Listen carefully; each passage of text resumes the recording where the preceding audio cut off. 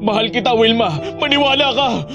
Bitawan mo ang kaliwang kamay ko na hawak-hawak mo ng mahigpit.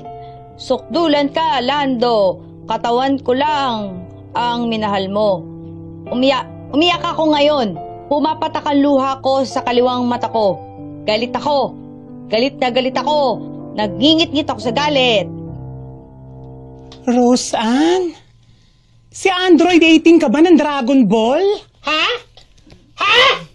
Ano yan? Wala kang emosyon! Alam mo ba na ibidang babae dito? Nagmahal! Nasaktan! Nagalit! Nagalit! Ganon! Sorry po, Direk. Ayusin mo nga. Direk, sandali po. Ayusin Ako pong mo. bahala. Ayusin. Cecily, ayusin mo. Alam mo naman, di ba, na wala akong pake sa love life? Kaya nga, pilitin mo na lang. Trabaho to, oh.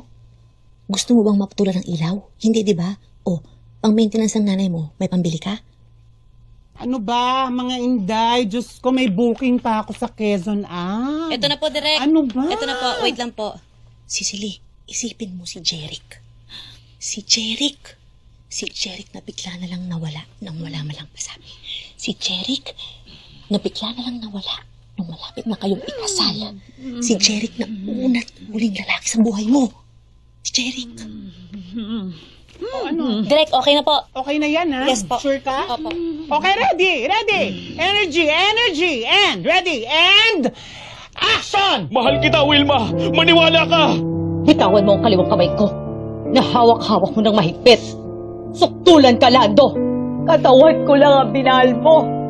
Umiiyak ako ngayon. Pumapatak ang luha ko sa kaliwang mata ko. Galit ako. Galit na galit ako.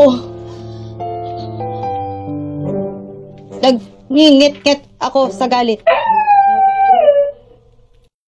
Ano yan? Ano yan? Ha? Ha? Ha?